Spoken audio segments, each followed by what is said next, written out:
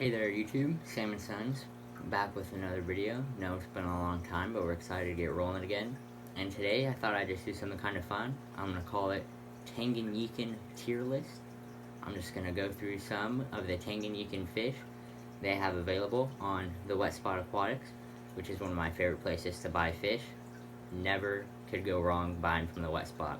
So without further ado, let's get into it. Oh, and I should mention, the ranking goes like this. There's F tier, which is, this fish is awful, get it off the face of the planet. D tier is, I hate it, but not enough to banish it out of existence. C tier is kind of average, everyday run-of-the-mill. B tier, pretty good. A tier, this fish would definitely get a spot in my fish room if I had enough tanks. And S tier is, I need this fish right now, and if I had only could get one more tank, this would be one of the contenders. So without further ado, let's get into it. Alright, first up, we got Autolamprologus calvus, white and black. Gonna lump those in together because they're pretty much the same fish, just different color varieties. And that's gonna be a B tier for me. I mean, a lot of people like calvus, a lot of people love them in fact. And they're a classic fish, they behave nicely, they look like a predator. They got that nice Autolamprologus body shape that people are so fond of. But the reason I gave them a B tier, not an A or an S, is because the next ones have that more unique body shape that I personally look for when selecting an Autolamprologus species. So with that, we're going to go to Autolamprologus compressiceps. We're going to lump all the color varieties in there. If I had to pick a favorite, it'd be the goldfish, just because I think they look the coolest. And that's going to be an S tier for me. Such a cool fish, super awesome body shape. I'll pop a picture of them up on there. I mean, they're just so unique. You've never seen a fish like it, I guarantee it. They're super peaceful. They can go with a lot of those rock dwellers. They will eat fry, and they do take a while to mature. But other than that, an all-around great fish, I would keep this right now if I had a tank available. Alright, next we got Calachromis melanostigma. Another S tier.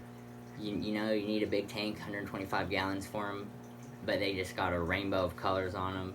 The males can be a little aggressive, but other than that, pretty nice. Gonna stay on that bottom, have a super cool mating display and ritual. I mean, all around, just an awesome fish. How could you not love it? They're beautiful, they're unique, they're everything you could want in a fish.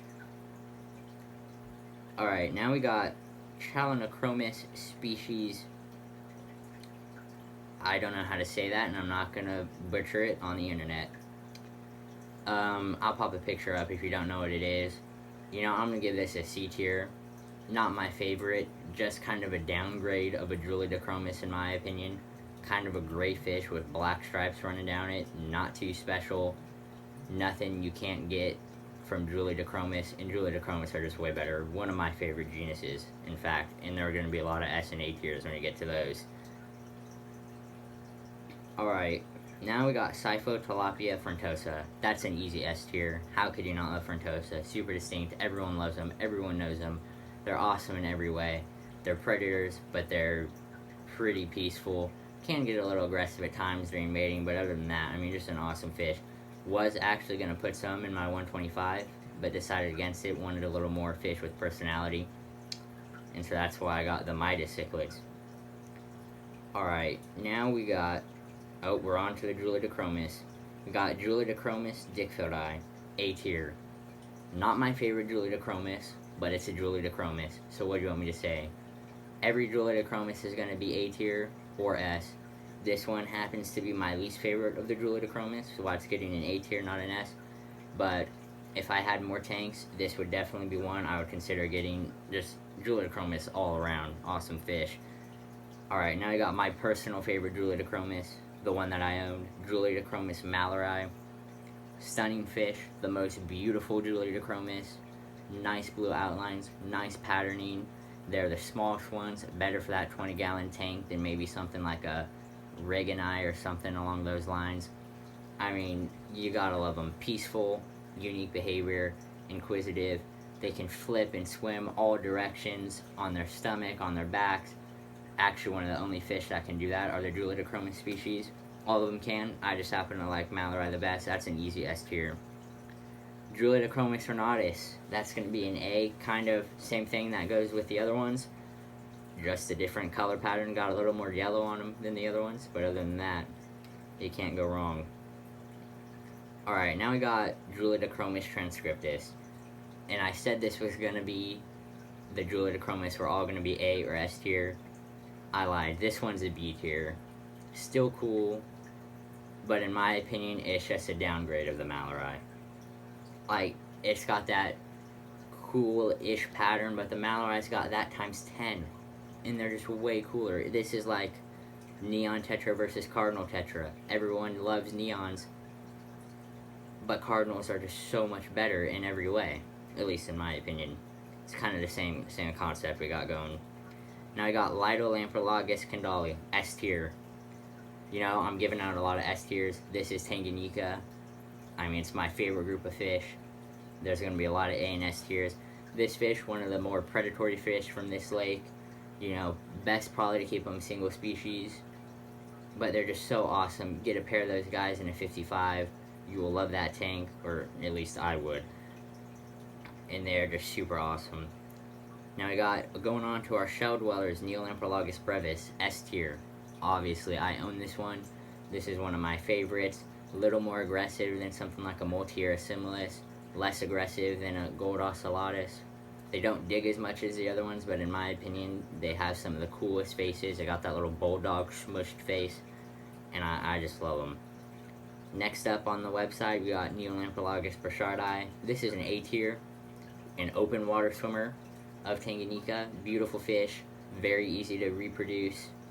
Well, it's very easy for them to reproduce, but very easy for us to breed in a captive environment. I mean, they can be super aggressive when breeding. How could they not? They live in a lake with giant 3 feet cichlids and ginormous turtles. You gotta be fierce to live in that place. Now I got Neolamprologus burchardi albino. You know, B tier. It's just a worse version of the normal one. Now I got Neolamprologus burchardi blueface. I don't really see the difference, but I am colorblind, so that might play a role in it. So I'm gonna go A tier again. And I got Neolamprologus caudalpunctatus, S tier. Awesome fish. You know, absolutely amazing. Super peaceful. Kind of a pseudo shell dweller. The young will live in shells. Adults are more of the rock dwellers. Very easy to reproduce. And they have this cool, what I call a dominance dance, which is they'll point themselves at a 45-degree angle and shake all madly at the other fish. It just looks awesome. It's one of the coolest things to watch. Alright, now I got Neolamprologus cylindricus. This is going to be B tier. A kind of a drab fish that acts like Lelupi and Druidachromis, just not as striking as the other ones. So, I mean, really all there is to say is B tier, kind of your run-of-the-mill looking fish. Then we got Neolamprologus lelupi, A tier, kind of similar with Druidachromis, except their pairs, the pairing only lasts for about a month between male and female, where Druidachromis can last their whole lifetime, which is really cool in my opinion. You know, A tier, just because I think the Druidachromis malarai is way better looking and acts kind of the same, but if I had more tanks, I would like to witness that pair dynamic and then watch them break up and get a new, the male get a new female. I think that would just be cool to watch, which is why they're an A tier for me. Now I got Neolamprologus multifasciatus. I'm gonna give this an A. Probably the most common shell dweller, most commonly kept. The reason I give it an A is it's not as cool as a brevis or the really colorful gold ocellatus in my opinion. I mean, it's just a gray striped fish.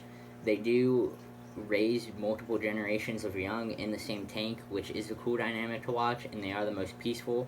So probably the best beginner shell dweller, I would say, but all of them are pretty easy. I mean, still an A tier. Still a really cool fish, and I would totally get some if I had the space. Now I got Neolamprologus pulcher daffodil. Almost exactly like the burchardi, not the same species, but very, very similar. Look almost identical.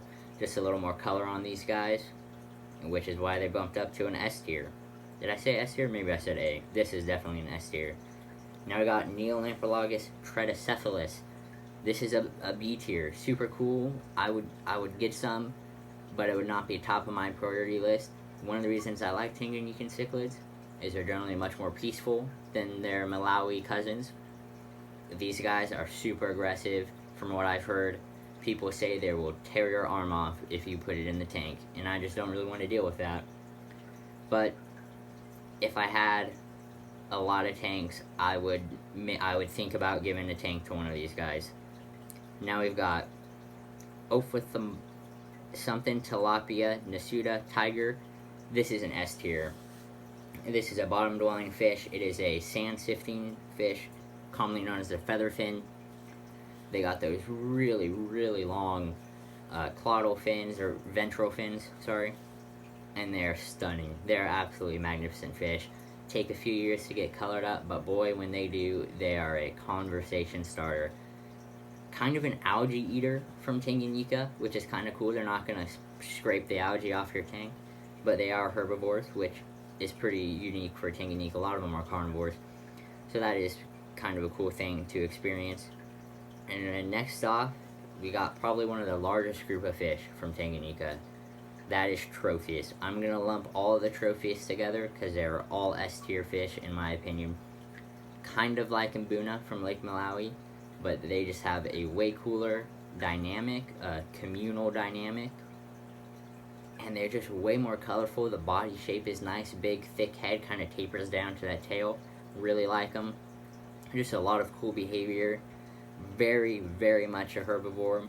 In fact, it's really easy to bloat them if you give them too much protein. But I mean, really just an awesome fish. You can't go wrong with Tropheus. Pick any of them.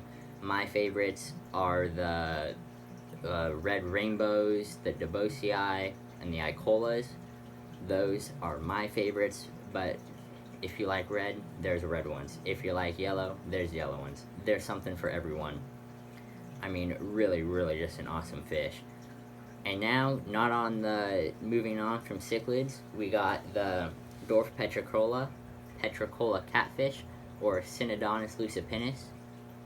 This is an S tier for me. I mean, really, I've kept catfish in the past, mainly cories, some bristlenose. They look like sharks swimming in the water. I mean, the petricola, they are very active catfish, which is different from most other ones. Cories are pretty active, but bristlenose and most plecos, I mean, they just kind of sit in their cave all day and don't come out till nighttime. These ones are really cool. Interesting way of breeding them. You gotta set up some little contraptions in the tank for them to breed, but definitely worth it. They are a little pricey though, which kind of deters me from them. But if you're able to breed them, I bet you could make that money back pretty easy. But definitely an S tier. If I had a tank large enough, 100%, I'd be getting some of those guys in it. And that is it for the Tanganyikan cichlids on the Wet Spot Aquatics. Now, I give a lot of these fish, I gave some of them B's and A's, a lot of S tiers.